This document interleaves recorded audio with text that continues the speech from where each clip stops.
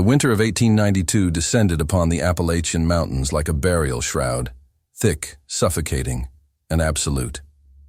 In the remote hollow of Ashford Creek, Virginia, the snow fell in a silence so complete that locals claimed you could hear the trees groaning under the weight of their own frozen limbs. This was a landscape that swallowed sound, swallowed light, swallowed hope. A place where the mist clung to the mountainsides like something living, something patient, something that had been waiting there long before the first settlers carved their desperate lives into the wilderness. The road that wound through Ashford Creek was little more than frozen mud and broken stone, a thin scar cutting through endless walls of pine and oak. Travelers avoided it. Those who knew the mountains knew that some hollows were best left undisturbed, that certain places held memories in their soil, memories that didn't fade with time, but grew stronger, darker, more insistent. This was the dying breath of the Gilded Age, a time when America's cities glittered with electric lights and the promise of progress. But here, in these forgotten mountains, progress was a rumor, whispered by peddlers and dismissed by morning. The Civil War had ended nearly 3 decades prior, but its ghosts still walked these hills. Families had been torn apart, brother against brother, and the scars ran deeper than any battlefield wound. The mountains had always been a place of isolation, but after the war, that isolation had calcified into something closer to quarantine. Communities turned inward, suspicious of outsiders, protective of their secrets. In the heart of this desolation stood a house that the locals called the Bone House, though no one could quite remember why. It perched on a hillside overlooking the creek, a 2-story structure of weathered timber and river stone that seemed to absorb light rather than reflect it. The windows were tall and narrow, like the eyes of something watching, waiting. Smoke rose from its chimney in a thin gray thread that disappeared into the perpetual fog that crowned the surrounding peaks. This was the home of the Hartwell sisters. Constance and Verity Hartwell were not native to Ashford Creek. They had arrived 3 years earlier, in the autumn of 1889, appearing on the mountain road like figures from a fever dream. 2 women traveling alone, without men, without explanation, without the proper deference that mountain folk expected from outsiders. Constance, the elder at 32, was tall and angular, with black hair that she wore pulled back so severely it seemed to stretch the pale skin of her face. Her eyes were the color of slate, and they rarely blinked. When she looked at you, people said, it felt like she was measuring you for something, though no one could say quite what. Verity was younger by 4 years, smaller in stature but no less unsettling. Where Constance was severe, Verity was soft, rounded cheeks, full lips, honey-colored hair that she wore in elaborate braids wound around her head like a crown. But her softness was deceptive. Her smile never quite reached her eyes, and when she spoke, which was rarely, her voice had a musical quality that reminded listeners of lullabies sung over graves. The sisters had purchased the old Pritchard house with cash, gold coins, the transaction conducted through a lawyer in Richmond who never set foot in Ashford Creek. The Pritchard family had been gone for a decade by then, the house abandoned after old Malcolm Pritchard had hanged himself in the barn during a particularly brutal winter. Local superstition held that the house was cursed, that Malcolm's spirit still wandered the property, searching for something he'd lost. But the Hartwell sisters didn't seem troubled by such tales. They moved in during a thunderstorm, their belongings arriving in 3 large wagons covered in canvas tarps that no one was allowed to examine. What the sisters did for a living was no secret. They were seamstresses, but not ordinary seamstresses. They didn't mend torn work shirts or hem Sunday dresses for the farmers' wives. The Hartwell sisters created garments for the wealthy, for the women who lived in the grand houses of Charleston and Richmond, for the new money families whose fortunes had been built on coal and timber, and the broken backs of mountain laborers. Their work was exquisite, impossibly detailed, with embroidery so intricate that it seemed to move in candlelight. They specialized in mourning dresses, black silk gowns adorned with jet beads and lace that looked like frozen cobwebs. Orders came by post, measurements sent by mail, and the finished garments were shipped back in wooden crates lined with tissue paper. The sisters never advertised, yet their reputation spread through the upper classes like a whispered prayer. Women who wore Hartwell dresses, it was said, looked like beautiful corpses, like angels of death walking through parlors and ballrooms. The dresses were morbidly fashionable, perfectly suited to an age obsessed with elaborate mourning rituals and the romantic aesthetics of grief. But in Ashford Creek itself, the sisters kept to themselves. They were seen in town perhaps once a month, always together, always silent, purchasing supplies from Callahan's general store with the same gold coins they'd used to buy the house. They never attended church. They never accepted invitations to social gatherings, not that many were extended after the first year. They existed in the community but not of it, like shadows that had somehow achieved solidity. The townsfolk whispered, "Of course." That was what mountain people did. They watched, they remembered, and they whispered. Some said the sisters were running from something, maybe murdered husbands back east. Others claimed they were witches, that the dresses they made were cursed, that any woman who wore Hartwell silk would be widowed within a year. The more charitable gossip suggested the sisters were simply eccentric, wealthy spinsters who had chosen isolation over society. But then there was Eliza Mercer. Eliza was 17, the daughter of Samuel Mercer, who owned the lumber mill that was Ashford Creek's primary source of employment. She was beautiful in that fragile, consumptive way that the era romanticized. Pale skin, dark eyes, a waist so small her mother worried she'd snap in a strong wind. Eliza had ambitions that exceeded the Hollow's boundaries. She dreamed of Richmond, of balls and suitors, and a life that didn't smell like sawdust and desperation. In November of 1891, Eliza had convinced her father to commission a dress from the Hartwell sisters, a winter gown for the founders' ball in the county seat, an event that attracted eligible young men from across the region. Samuel had reluctantly agreed, though he didn't like the sisters, and said so plainly. There was something wrong about them, he insisted, something that made his skin crawl. But Eliza had begged, and Samuel Mercer had never been able to refuse his daughter anything. The dress had been delivered in early December, and it was magnificent. Deep burgundy silk that looked almost black in certain light, with intricate embroidery along the bodice and sleeves, patterns that seemed to be flowers at first glance, but resolved into something stranger upon closer inspection. Faces, some said, though that seemed impossible.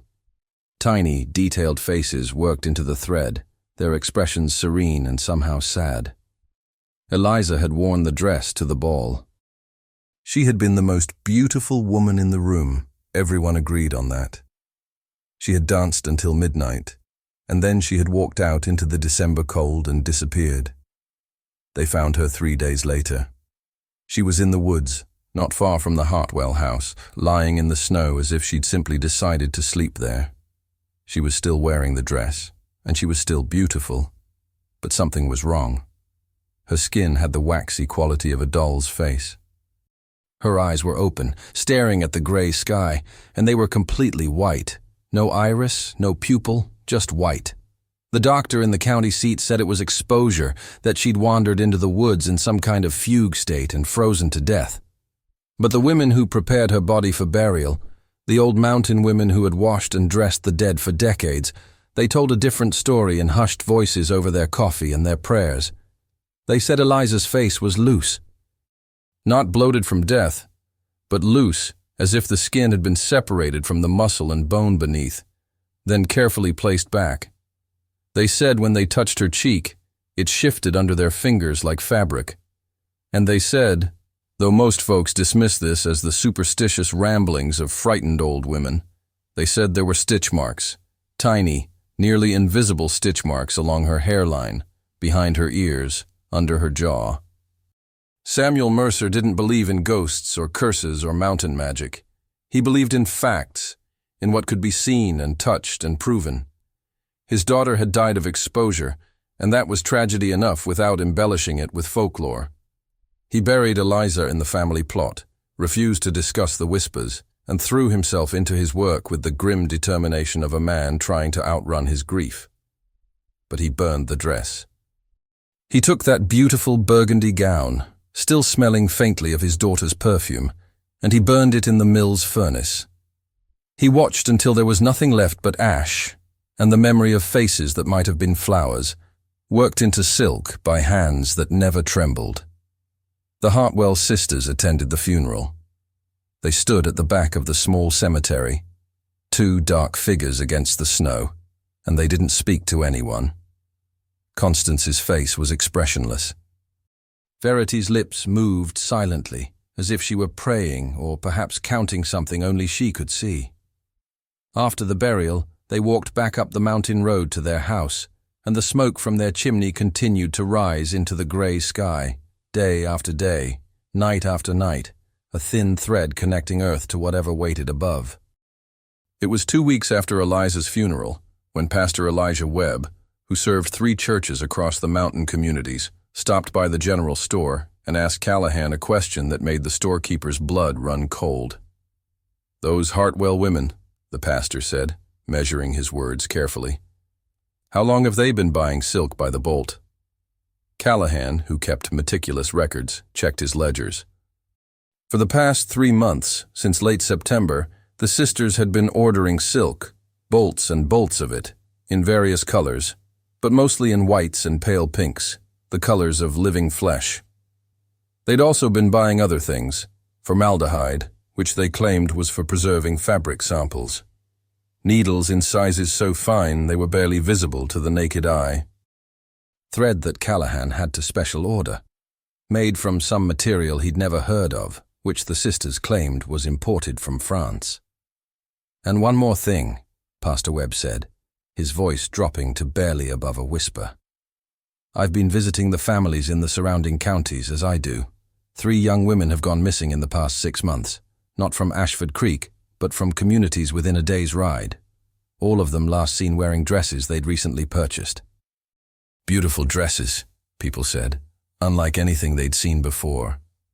Callahan's hand trembled as he closed his ledger. Outside, the December wind howled through the hollow, carrying with it the smell of snow and wood smoke and something else, something faintly sweet and sickly, like flowers left too long in a sealed room. Up on the hillside, in the house that locals called the Bone House, though they couldn't remember why, the Hartwell sisters sat in their workroom. The space was illuminated by dozens of oil lamps, and every surface was covered with fabric, silk in every shade imaginable, from pure white to deep crimson to black, that seemed to absorb the lamplight. But it was the dresses that commanded attention. 6 of them hung from wooden forms positioned around the room like silent witnesses. They were beautiful, exquisitely crafted, with embroidery so detailed it seemed to pulse with life. And if you looked closely, if you let your eyes adjust to the shifting lamplight, you could see what that embroidery depicted. Faces. Dozens of tiny, perfectly rendered faces, worked into the fabric with thread so fine it was nearly invisible. Young faces, beautiful faces, with expressions of serenity and sorrow, and something that might have been resignation, or might have been the beginning of a scream. Constance sat at her sewing table, her needle moving with the precise rhythm of a heartbeat. Verity stood at the window, looking down at the lights of Ashford Creek far below, humming a tune that was almost but not quite recognizable. Neither sister spoke. They didn't need to. They had work to do, and winter, cold, dark, concealing winter, was the perfect season for their particular craft. In the corner of the room, barely visible in the shadows, sat 3 large trunks. They were locked, and they were heavy, and if anyone had been foolish enough or curious enough to open them, they would have found them lined with ice and filled with something that looked like fabric but felt, when touched, surprisingly warm. Outside, the snow began to fall again, thick and silent, covering tracks, covering secrets, covering the truth that lay just beneath the surface of every beautiful thing the Hartwell sisters created. Ashford Creek slept, unaware that the real story was just beginning.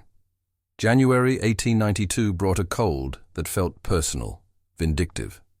The kind of cold that found its way through walls and beneath blankets, that turned breath to ice crystals and made the simple act of living feel like an act of defiance. The creek that gave the hollow its name froze solid for the first time in a decade, a thick sheet of gray ice that moaned and cracked in the darkness like something trying to speak. Pastor Elijah Webb couldn't sleep. He lay in his small room behind the church, staring at the ceiling, listening to the wind claw at the shutters. His mind kept returning to those 3 missing women, to the silk orders in Callahan's ledger, to the way Constance Hartwell's eyes had lingered on the young women in his congregation during the rare times the sisters ventured into town. He wasn't a superstitious man.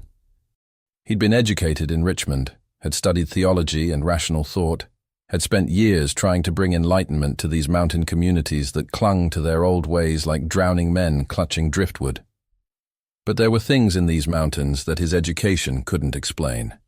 Things that the old women whispered about when they thought he wasn't listening. Things about the skin trade, about the old magic that predated Christianity, about sacrifices made to keep the darkness at bay. He rose before dawn and dressed by candlelight, pulling on his heaviest coat.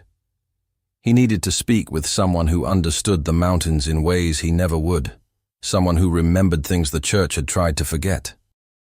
Martha Kincaid lived alone in a cabin so deep in the woods that even the bravest hunters marked their trails carefully to avoid getting lost on the way to her door. She was ancient. No one knew exactly how old, though some claimed she'd been middle-aged when their grandparents were children. She was a yarb woman, a healer who knew which roots would stop a fever and which would stop a heart. The church officially condemned her as a practitioner of folk superstition, but unofficially, even Pastor Webb had sent parishioners to her when prayer alone proved insufficient. The walk took him 3 hours through snow that came up to his knees. He found Martha outside her cabin, splitting wood with the steady rhythm of someone who'd been doing it for decades. She didn't look up as he approached. "Pastor," she said, her voice like dried leaves. "You're here about the face stealers." Webb stopped, his breath catching. "The what?" Martha drove her axe into the chopping block and finally looked at him. Her eyes were milky with cataracts, but they seemed to see more than they should. "That's what we used to call them, back before your churches and your books came to these mountains. Women who could take a face clean off and wear it like a mask, or sew it into something else, make it permanent." "That's impossible," Webb said, but his voice lacked conviction. "Is it?" Martha gestured for him to follow her inside. The cabin was warm, thick with the smell of dried herbs and something else, something medicinal and slightly unpleasant.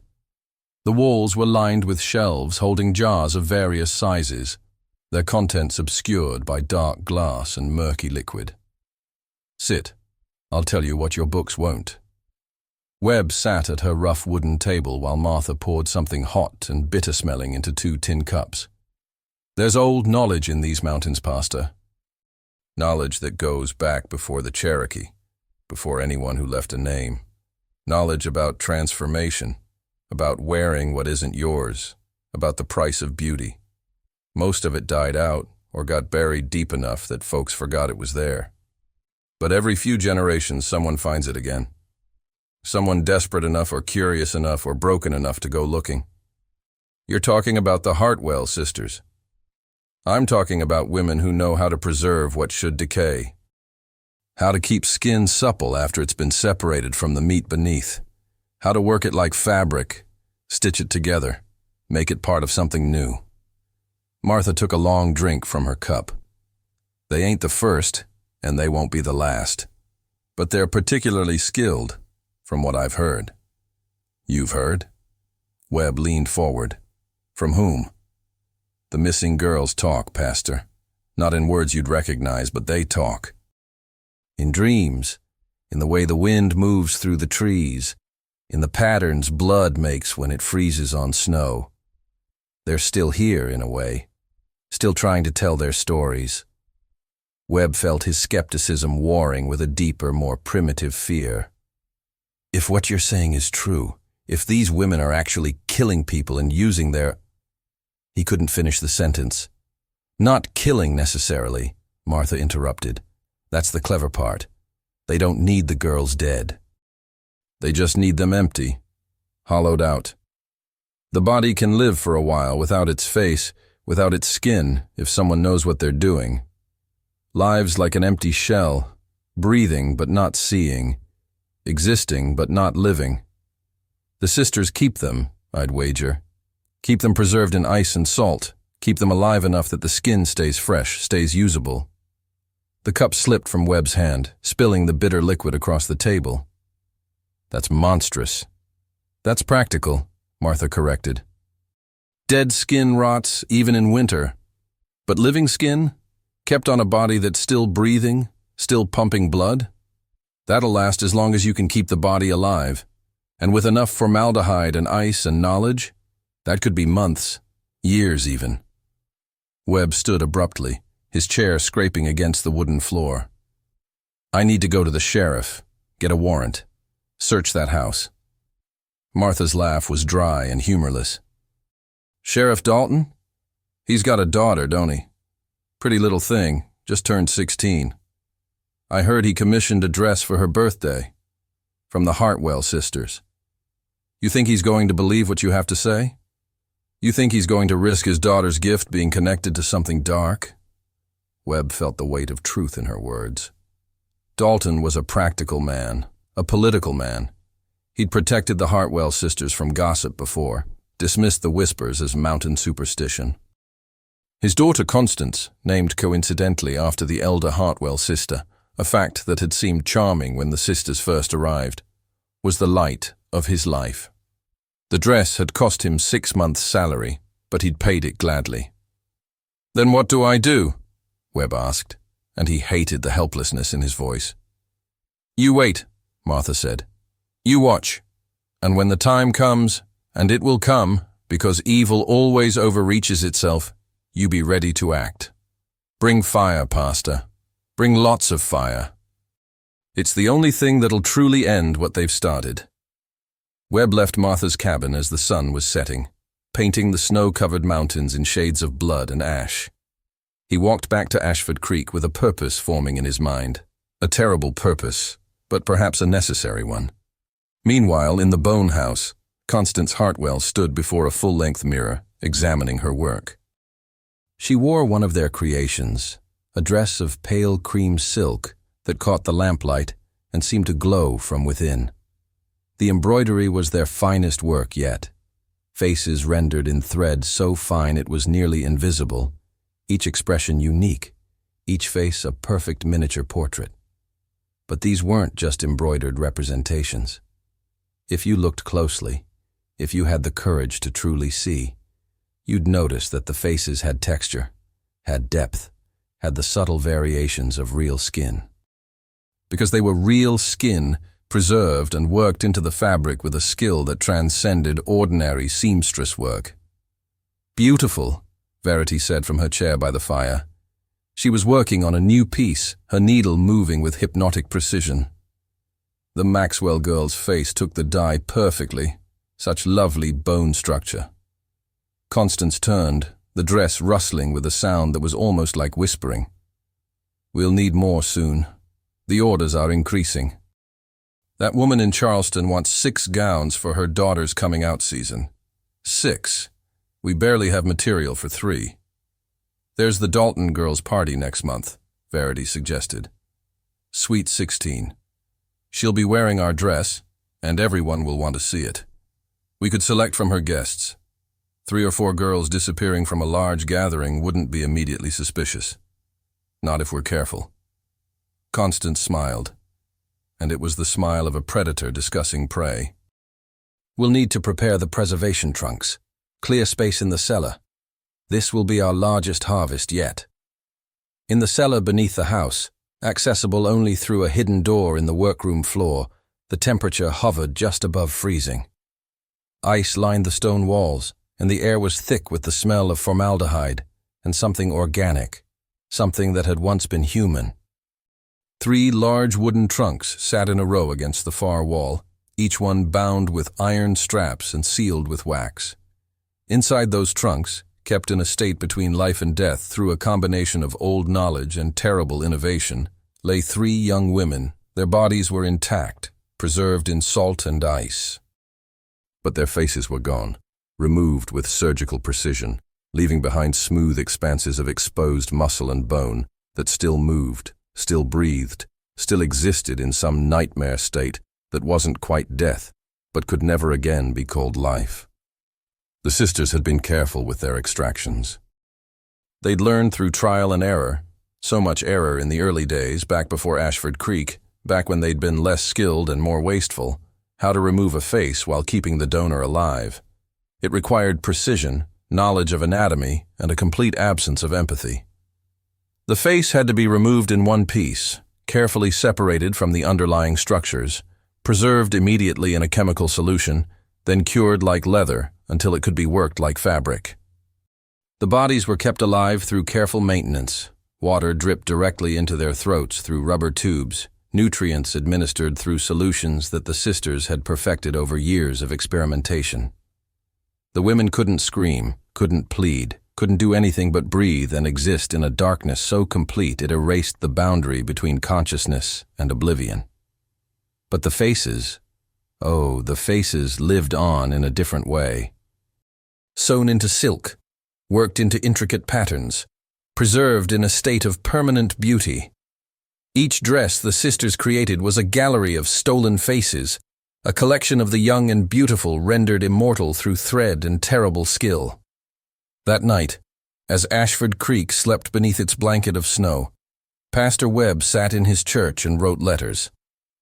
Letters to the authorities in Richmond, to medical examiners who might understand what he suspected, to anyone who might believe the unbelievable. He wrote until his hand cramped and his candle burned low, and he sealed each letter with wax and prayer. But he knew that letters took time, that bureaucracy moved slowly, that by the time anyone official arrived, it might be too late for whoever the sisters chose next. So he also prepared for a more immediate solution. He gathered kerosene from the church supply shed, collected old newspapers and kindling, sharpened his father's hunting knife, a weapon he'd never thought he'd need in his calling. He prayed for forgiveness in advance, because he knew that what he might have to do would stain his soul forever. In the general store, Callahan noticed that the Hartwell sisters' latest order included silk in a specific shade. The pale pink of a young girl's complexion, the exact color of new skin stretching over developing bone. He noticed, and his hand trembled as he filled out the order form, and he said nothing to anyone because what could he say? What words existed to describe the suspicion forming in his mind? Sheriff Dalton received his daughter's dress 3 days before her party. He opened the box alone in his study, wanting to see it first, wanting to imagine her face when she saw it. The dress was magnificent, more beautiful than he dared hope. The fabric seemed to glow, and the embroidery was so intricate he could barely comprehend the skill required to create it. He ran his fingers over the detailed threadwork, marveling at how realistic the tiny faces looked, how they seemed almost to have depth and texture. His daughter would be the most beautiful girl at her party. Everyone would be talking about her dress for months. He didn't notice, or chose not to notice, that one of the embroidered faces bore a striking resemblance to Eliza Mercer, or that another looked suspiciously like the Morrison girl who'd gone missing last September, or that when he held the dress up to the lamplight, the fabric seemed to warm under his touch, as if it remembered what it had once been.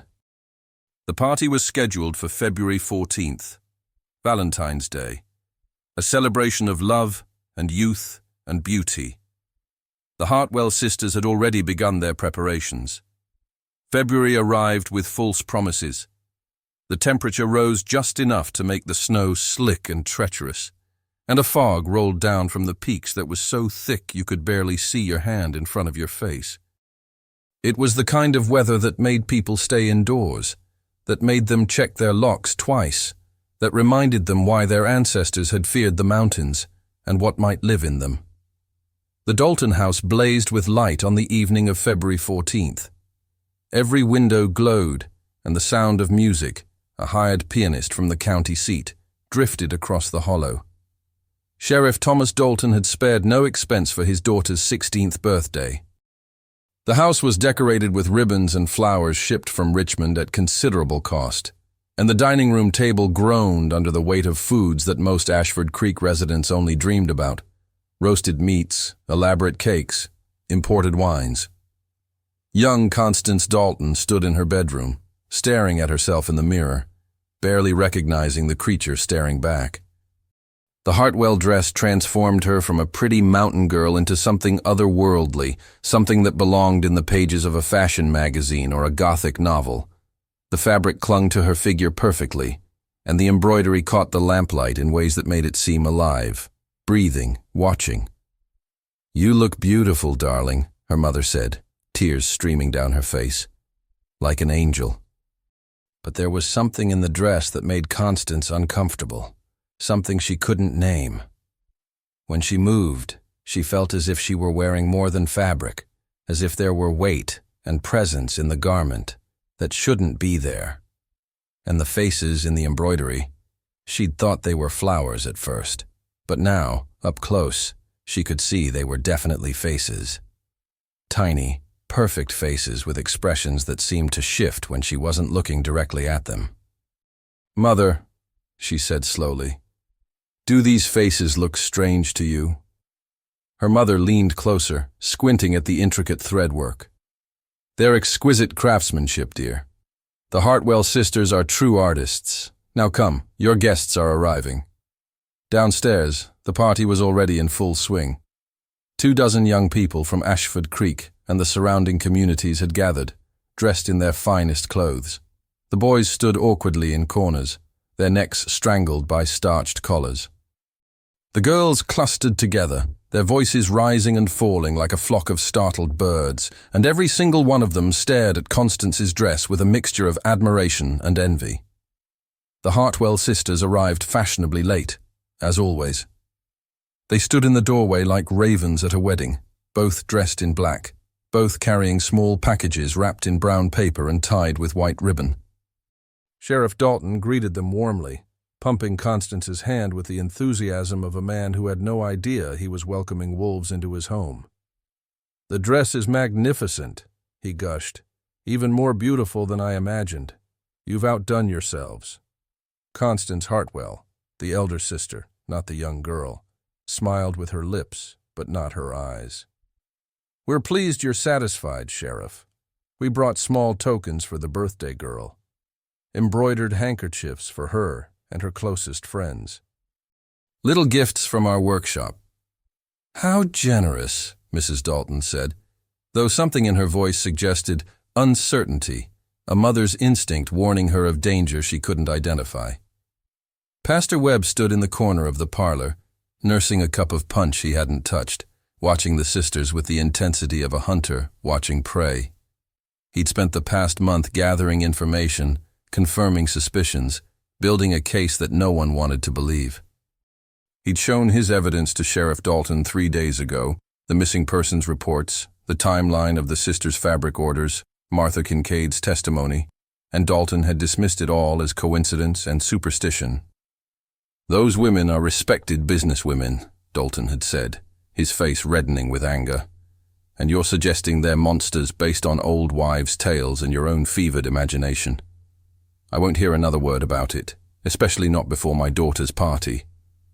So Webb had come to the party armed not with law and official sanction, but with kerosene-soaked rags hidden in his coat pockets and a knife strapped to his calf. If no one else would act, he would, even if it meant damnation. The music played and the young people danced. Young Constance Dalton was passed from partner to partner, each boy wanting his moment with the birthday girl in her magnificent dress. She smiled and laughed, but Webb noticed she kept touching her face, as if something were wrong, as if her skin didn't quite fit anymore. At 9 o'clock, Verity Hartwell approached 4 of the young ladies, the Morrison sisters, twins aged 15, and their friends Sarah Chen and Mary Beth Harlan. "We have gifts for you as well," Verity said in her musical voice. Special handkerchiefs embroidered with your initials. They're in our carriage. Would you mind helping me carry them? There are a few other items we brought for the hostess." The girls exchanged glances, thrilled to be singled out for attention by the mysterious sisters. They grabbed their coats and followed Verity out into the cold February night, their laughter cutting through the fog like bells. Webb saw them leave. He saw the way Constance Hartwell watched them go, saw the predatory satisfaction in her slate-grey eyes. He set down his untouched punch and moved toward the door, his hand sliding into his pocket to touch the knife strapped beneath his pants leg. Outside, the fog was so thick the carriage was barely visible, even though it was parked just 20 feet from the house. The girls' voices grew muffled, confused. Webb heard Verity's musical voice saying something he couldn't make out, and then there was a sound like cloth tearing, or perhaps like a sharp intake of breath repeated 4 times in rapid succession. Webb ran. He burst through the fog to find a scene that would haunt him for the rest of his life. The 4 girls lay on the ground beside the carriage, not dead, but not conscious either, their faces slack and their eyes rolled back to show only white.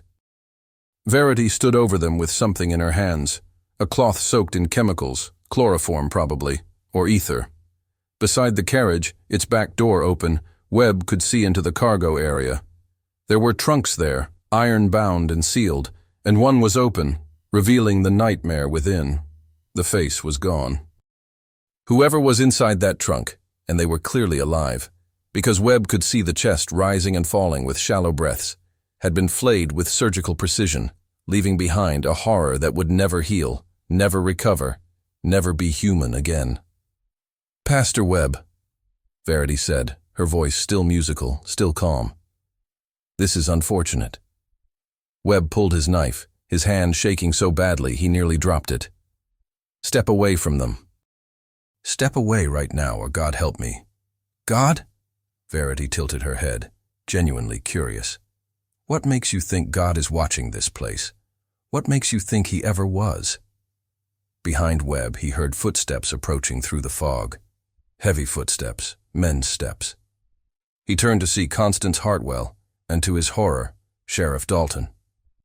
"Pastor," Dalton said, and his voice was cold, empty. "Put the knife down. You're disturbing my daughter's party." Webb stared at the sheriff, seeing the blankness in his eyes, the way he moved like a puppet on strings. "Thomas, what have they done to you?" "Done to him?" Constance laughed, and it was the first genuine emotion Webb had ever heard from her. "We've done nothing but give his daughter the most beautiful dress in Virginia, and in return he's agreed to help us with our work. It's a fair trade, really. Beauty for cooperation, protection for silence." Webb understood then that he was alone, truly alone, that whatever dark magic or chemical manipulation the sisters had used had claimed the one man in Ashford Creek with the power to stop them. He looked at the 4 girls on the ground, at the open trunk with its terrible contents, at the sisters standing calm and confident in the fog. He thought of the kerosene in his pockets, of Martha Kincaid's words about fire being the only solution. He thought of his vows, of his calling, of the commandment against murder. And then he thought of the faces sewn into silk, of the bodies kept alive in their nightmare state, of the harvest the sisters had planned for this night. Pastor Elijah Webb had always believed himself to be a man of peace, but standing in that fog, with evil so pure and absolute before him, he discovered that peace sometimes required violence, that salvation sometimes demanded sacrifice. He pulled the kerosene-soaked rags from his pocket with one hand while holding his knife in the other. "Forgive me," he whispered, though he wasn't sure if he was speaking to God or to himself. But before he could act, before he could light the rags and end the horror, something struck him from behind. He fell forward into the snow, his vision swimming. The last thing he saw before darkness claimed him was young Constance Dalton, standing in her beautiful dress, her face now visible beneath the lamplight streaming from the house. And it wasn't her face anymore. Not entirely. It was shifting, loosening, revealing the terrible truth of what she'd been wearing all along. The dress wasn't just embroidered with faces. It was becoming part of her, merging with her skin, transforming her into something new, something that was neither fully the girl she'd been, nor fully the creation the sisters had designed. She opened her mouth to scream, but what came out wasn't her voice. It was multiple voices, dozens of voices. All the faces in the dress trying to speak at once, trying to tell their stories, trying to warn others before it was too late. The Hartwell sisters moved with practiced efficiency, loading the 4 unconscious girls into their carriage alongside the existing trunks. Sheriff Dalton helped them, his movements mechanical, his eyes empty. They would all be back at the Bone House before midnight, would have the girls prepared and preserved before dawn, would have enough material to fill orders for months. Mrs. Dalton found Pastor Webb an hour later, lying in the snow where he'd fallen. He was alive but unconscious, a nasty gash on the back of his head. The 4 girls were simply gone, as if they'd never existed. Their coats remained on the hall rack. Their half-finished cups of punch sat on tables. But they had vanished into the February fog as completely as if the mountain had swallowed them whole. The party ended in chaos and tears. Search parties were organized, but the fog was too thick, and by morning it had snowed again, covering any tracks that might have existed. The girls' families wept and raged, and demanded answers that never came. Sheriff Dalton conducted a thorough investigation that somehow never led to the Bone House, never questioned the Hartwell sisters, never examined the carriage that had been parked outside his home. Young Constance Dalton was found in her room 3 days later. Her parents had thought she was sleeping, recovering from the trauma of her friend's disappearance. But when they finally broke down her locked door, they discovered she hadn't been sleeping at all. The dress had completed its transformation. The faces in the embroidery had merged with her skin, creating a patchwork horror of multiple identities layered over each other. Her own face was still there, buried somewhere beneath the others, but it was lost in a tapestry of stolen features that shifted and changed with every breath she took. She was alive, breathing, her heart beating, but whoever she had been was gone, consumed by the very beauty she'd worn so proudly. The doctor from the county seat examined her and found no medical explanation. He recommended she be committed to the asylum in Richmond, where doctors with more specialized knowledge might understand her condition. Sheriff Dalton agreed, desperate for any solution, any hope that his daughter might be saved. But as they loaded her into the carriage for the long journey to Richmond, Constance Dalton's many-faced head turned toward the Bone House on its distant hill, and every face wore the same expression, not anger, not fear, but a terrible, resigned understanding. The Hartwell sisters watched from their window, Verity with satisfaction, and Constance with simple professional interest. They'd perfected their craft. The living dress was their masterpiece, a garment that didn't just wear faces but consumed and became them, that transformed its wearer into a walking gallery of stolen beauty. Orders continued to pour in. The sisters filled them with the efficiency of any successful business. They never ran out of material. The mountains provided an endless supply of young, beautiful girls who dreamed of something beyond the hollows and were willing to wear dresses that promised transformation. Pastor Webb recovered from his injury, but was never quite the same. He left Ashford Creek that spring, moving to a parish in the lowlands where the fog was thinner and the mountains were just a distant line on the horizon. He never spoke of what he'd seen in the February fog, not even in confession, not even in his prayers. Some truths were too terrible to speak aloud. Martha Kincaid came down from her mountain cabin one final time to deliver a warning to the remaining young women of Ashford Creek. She told them about the face stealers, about the dresses that consumed their wearers, about the price of beauty that was paid in skin and identity. Most dismissed her as a crazy old woman. A few listened. The Hartwell sisters remained in the Bone House for 3 more years, their reputation growing, their business thriving. And then, in the spring of 1895, they simply vanished. The house stood empty, and when authorities finally investigated, they found the workroom and the beautiful dresses hanging on their forms. They found the hidden door to the cellar and the 3 preservation trunks, though they were empty by then, their contents long since disposed of in ways that left no evidence. They never found the sisters. Some say they moved on to another community, another hollow where girls disappeared and beautiful dresses appeared. Others claim they were taken by something older than themselves, that the mountains finally collected the debt they'd accrued through their terrible craft. But every now and then, in small mountain communities from Virginia to Tennessee to Kentucky, a dress appears that's too beautiful to be natural, too perfect to be safe. And the girls who wear these dresses are never quite the same afterward. Sometimes they disappear entirely. Sometimes they transform into something that wears their face but isn't them anymore. And if you look closely at the embroidery on these impossible dresses, if you have the courage to truly see, you'll find faces worked into the silk. Dozens of faces, hundreds of faces, all young and beautiful and frozen in expressions that might be serenity or might be the beginning of an eternal scream. The Hartwell sisters understood something terrible about beauty, that it requires sacrifice, that it consumes what it touches, that the line between wearing something and being worn by it is thinner than silk and sharper than the finest needle. In Ashford Creek, they still call the abandoned house on the hill the Bone House, and now everyone remembers why. The building stands empty, but on certain February nights when the fog rolls thick and cold, lights can be seen in the windows.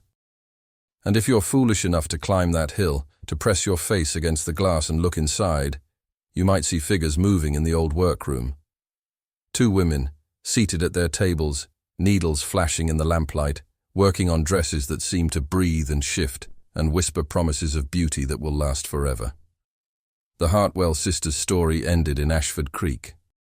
But their work continues, spreading through the mountains like a sickness, like a legend, like the inevitable price that beauty demands from those desperate enough to pay it.